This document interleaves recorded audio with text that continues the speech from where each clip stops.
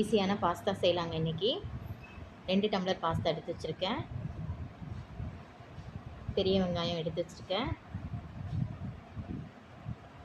2 தக்காளி, இஞ்சி பூண்டு பேஸ்ட், மிளகாத்தூள், சிக்கன் மசாலா, உப்பு, மஞ்சத்தூள், கரம் மசாலா, கொத்தமல்லி, புதினா.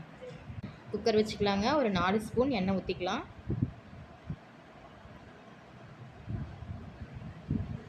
ஒரு பிரிஞ்சி இலை, 2 கிராம்பு, 2 துண்டு பட்டை.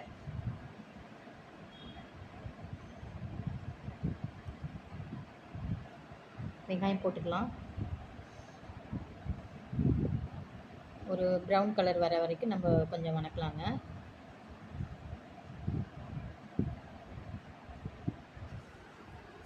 இப்போ ப்ரௌன் கலர் கொஞ்சம் ஆயிடுச்சு. இப்போ வந்து நம்ம இஞ்சி பூண்டு பேஸ்ட் 1/2 ஸ்பூன் எடுத்து வச்சுருக்கோம். அதை போட்டுடலாம். போட்டு அதையும் கொஞ்சம் ட்ரை ஆகிற வரைக்கும் நம்ம வணக்கிடலாங்க. இப்போ அதுவும் ட்ரை ஆகிடுச்சிங்க. இப்போ நம்ம எடுத்து வச்சு தக்காளி போட்டுடலாம். 2 தக்காளிங்க போட்டு நல்லா வணக்கிடலாங்க. கொஞ்சம் வேகணும். வேகிறதுக்கு கொஞ்சம் உப்பு போட்டுக்கலாங்க.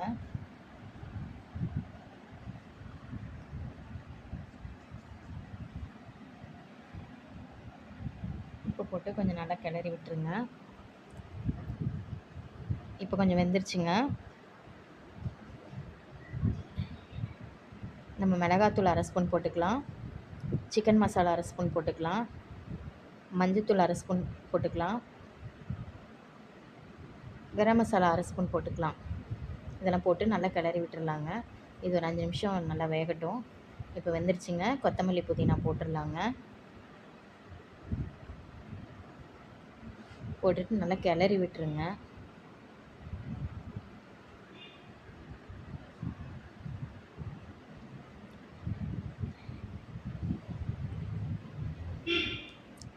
இப்போ வந்து ஒரு சொம்பு தண்ணி ஊற்றிக்கலாங்க. நான் 2 டம்ளர் பாஸ்தாவுக்கு ஒரு சொம்பு தண்ணி ஊற்றிருக்கேன். உங்களுக்கு தேவைங்கிற அளவுக்கு நீங்கள் தண்ணி ஊற்றி கிளறிக்கலாங்க. இதை வந்து ஈஸியாக செய்யலாம். நம்ம குக்கரில் சீக்கிரமாக செஞ்சிடலாங்க.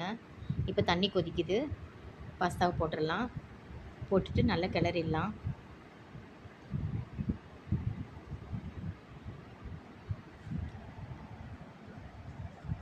கிளறிட்டு இப்போ நம்ம மூடி வச்சு 2 விசில் விட்டு இறக்கிடலாங்க. சூப்பரான பாஸ்தா ரெடிங்க.